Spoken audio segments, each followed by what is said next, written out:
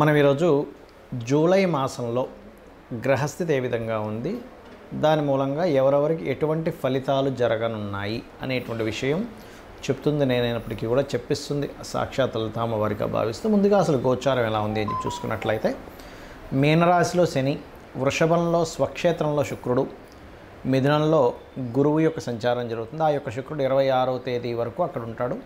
27వ తేదీ నుంచి గురువుతో శుక్రుడు కలుస్తాడు. అదేవిధంగా మనకి కర్కాటకంలో బుధుడు ఉన్నాడు. మరియు అదేవిధంగా సింహరాశిలో కుజుడు కేతువు యొక్క సంచారం జరుగుతుంది. కుంభంలో రాహు. ఇక చంద్రుడు ప్రతి 2.5 రోజులకు ఒక్కో రాశి మారుతూ ఉంటాడు. అయితే ఈ యొక్క విషయాల వల్ల అంటే ఈ గ్రహస్థితి వలన ఎటువంటి స్థితిగతులు ఉంటాయి, అలాగే ఏ పరిహార మార్గం చేసుకోవడం ద్వారా దాని నుంచి బయటపడతాం అనేటువంటి విషయాలు మనం ఒక్కొక్క లగ్నరీత్యా తెలుసుకుందాం. లగ్నం తెలియని వారు రాశి నుంచి చూసుకోండి. కర్కాటక లగ్నము, కర్కాటక రాశి. కర్కాటకం వారికి కనుక చూసుకున్నట్లయితే లగ్నంలో బుధుడు, ఎప్పుడైనా లగ్నంలో బుధుడు ఉన్నప్పుడు తెలియని ఒక ఇన్సెక్యూరిటీ ఫీలింగ్ వస్తూ ఉంటుంది. వీళ్ళకంటే ఏమిటి, అమ్మని చేస్తుంది కరెక్టా కాదు, ఎందుకంటే శుభగ్రహం కదా అది. పాపగ్రహం అయితే పిచ్చి ధైర్యం వచ్చేస్తుంది మనిషికి. శుభగ్రహం ఉండేసరికి నేను ఇక్కడ సరిగ్గా మాట్లాడగలనో లేదో, నేను ఈ డీల్ క్లోజ్ చేయగలనో లేదో, ఏమవుతుంది ఏంటో, ఈ భయం పోవాలంటే మీరు చేయవలసిన చాలా సింపుల్ టెక్నిక్, విష్ణు సహస్రనామాలు శ్రవణము లేదా పఠనం చేయండి, సరిపోతుంది, ఇంకేం అక్కర్లేదు. ఇది ప్రధానంగా చేయండి. ఇక రెండవ విషయం ఏమిటి అంటే, మీరు ధనాన్ని ఇచ్చేటప్పుడు, పుచ్చుకునేటప్పుడు, ఫైనాన్షియల్ మ్యాటర్స్ డీల్స్ చేసేటప్పుడు, ముఖ్యంగా కుజకేతు గ్రహాల దగ్గర దీపారాధన చేయడము, గోవులకి గ్రాసము మరియు క్యారెట్స్ తినిపించడము, మరియు అదేవిధంగా చూసుకున్నట్లయితే ఎవరైనా సరే అంటే కుటుంబ సంబంధించినటువంటి అంశాలలో గుర్తుపెట్టుకోండి, కుటుంబ వ్యవహారాలకు సంబంధించిన విషయంలో, కుటుంబానికి సంబంధించిన అంశాలకు సంబంధించిన విషయంలో ప్రధానంగా మీరు జాగ్రత్త పడవలసినటువంటి విషయం ఏమిటి అని చెప్పి చూసుకున్నట్లయితే ఇక్కడ ఈ కుటుంబ వ్యవహారాలు, కుటుంబ విషయాలు ప్రధానంగా ఇక్కడ మీరు గమనించవలసినటువంటి అంశం ఏమిటి అంటే, చిన్న చిన్న మిస్అండర్స్టాండింగ్స్, ఎవరికైనా మనీ ఇవ్వడం ద్వారా స్ట్రక్ ఇవి ఉన్నాయి కాబట్టి ఈ యొక్క విషయాల్లో కాస్త జాగ్రత్తగా ఉండండి. కాకపోతే ఇక్కడ మీరు భూ గృహ వాహన లాభాలు కూడా ఉంటాయి. 4వ అధిపతి లాభస్థానాల్లో ఉన్నందుకు ఫ్యాషన్ రిలేటెడ్ లేకపోతే ఎనీ క్రియేటివ్ రిలేటెడ్ కోర్సెస్ చేసేటువంటి వారికి కూడా చాలా అనుకూలంగా ఉంటుంది. తండ్రి గారి ఆస్తికి సంబంధించినటువంటి విషయంలో కూడా కొంతవరకు లబ్ధి అనేటువంటిది ఉంది చెప్పాలంటే.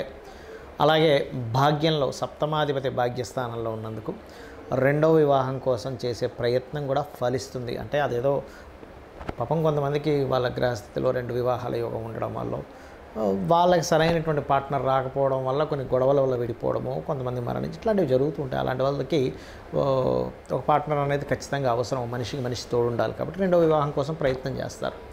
అది అందరికీ జరగాలని కాదు, కొంతమందికి దురదృష్టవశాత్తు అలా జరుగుతుంది. అలాంటి వారికి ఇప్పుడున్నటువంటి గ్రహస్థితి ఏదైతే ఉందో ఖచ్చితంగా పాసిబిలిటీ ఎక్కువగా ఉంటుంది వివాహం చేసుకోవడానికి. కాకపోతే చిన్న చిన్న ఆల్రెడీ వివాహం అయినటువంటి వారికి చిన్న చిన్న ఏకాదశంలో శుక్రుడు ఉన్నందుకు చిన్న చిన్న మిస్అండర్స్టాండింగ్స్ వస్తుంటాయి. బట్ డోంట్ వరీ ఇక్కడ, ఎందుకంటే కుటుంబ స్థానంలో కుజకేతులు ఉన్నందుకు.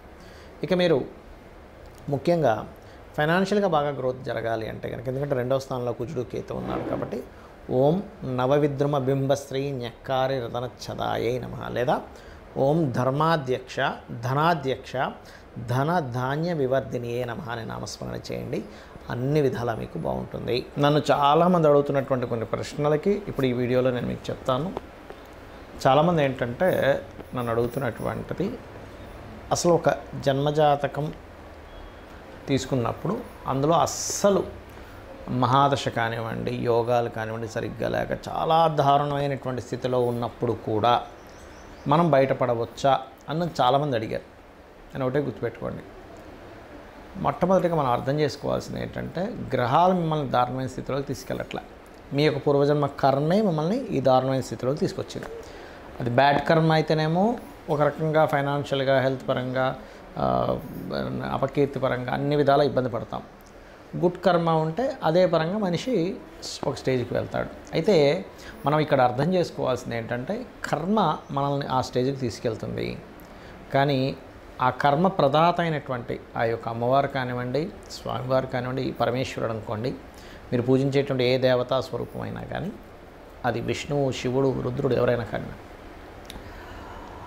వాళ్ళ చేతిలో వాళ్ళ యొక్క కనుసైకల్లో ఈ విశ్వం మొత్తం తిరుగుతూ ఉంటుంది, గుర్తుపెట్టుకోండి.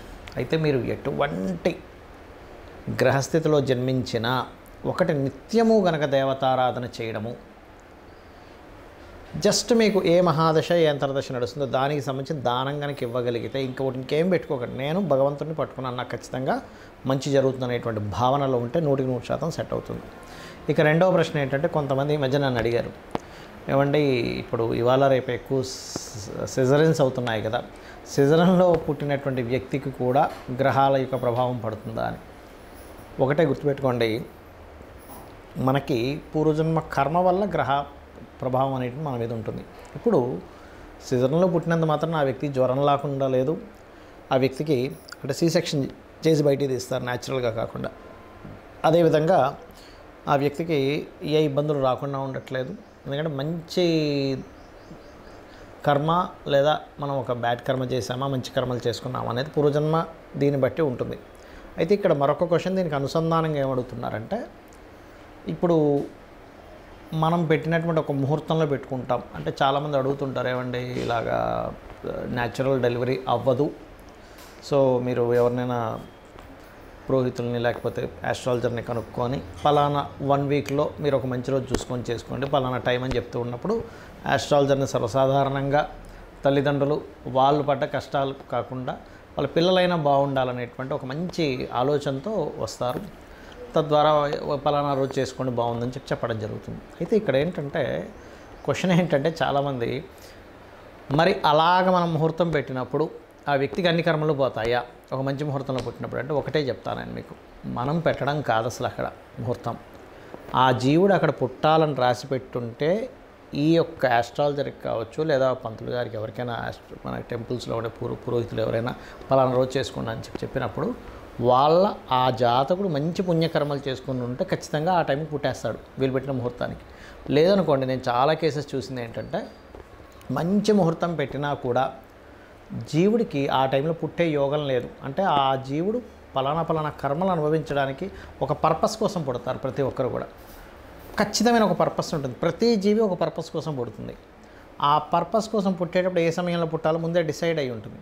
మనము పలానా ఉదాహరణకి ఇప్పుడు ఇది జూన్ మాసం నడుస్తుంది అనుకుందాం, జూలై 10వ తేదీయో పెట్టాం, కానీ వాళ్ళు జూలై 9వ తేదీ తల్లికి కాస్త పెయిన్స్ స్టార్ట్ అయిపోయి ఇమీడియట్లీ హాస్పిటల్లో తీసుకెళ్ళి జాయిన్ చేసేసి డెలివరీ చేసేస్తారు, ఆపరేషన్ చేసేస్తారు. ఎందుకంటే పెయిన్స్తో ఉన్నప్పుడు 10వ తేదీ దాకా ఆఖరిగా 9వ తేదీ వస్తాయి, ఆ రకంగా జరుగుతుంది గుర్తుపెట్టుకోండి. కానీ సర్జరీ చేసినప్పుడు పుట్టిన అంటే సి సెక్షన్లో పుట్టిన న్యాచురల్గా డెలివరీ అయినా ముందే ఫిక్స్డ్. కాకపోతే ఏంటంటే కొంచెం వీళ్ళు చేసుకున్న పుణ్యం ఉంటుంది, తల్లిదండ్రులు చేసుకున్న పుణ్యకర్మలు ఏవైనా ఉంటాయి, అవి కొంతవరకు వీళ్ళని సరైన సమయంలో పుట్టేలాగా కూడా తోడ్పడుతుంది. అయితే ఇక్కడ చాలామంది ఏంటంటే భయపడుతున్న అంశాలు ఏలినాటి శని, కాలసర్ప యోగం, ఇది చాలా పెద్ద ఎఫెక్ట్ ఇస్తుంది అనేటువంటిది ఒక మిత్తులో ఉంటున్నారు.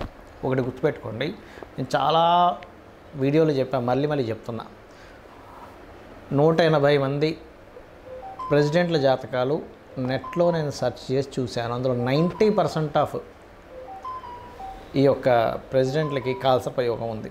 అంటే ఒక్కసారి మనం ఆలోచించినట్లయితే, మరి వాళ్ళు ప్రెసిడెంట్లు అయ్యారే కాలసర్ప యోగం ఉన్నప్పుడు మనం ఎందుకు మన జీవితం ఏదో పాడైపోతుందని ఆలోచిస్తున్నాము అనే ఒక్క చిన్న లాజిక్ పాయింట్ మీరు అర్థం చేసుకుంటే సెట్ అవుతుంది. అంటే ఎందుకు అంటే వాళ్ళ పర్సనల్ చార్ట్స్లో ఓ దేశానికి నాయకుడు అయ్యే యోగం ఉంది.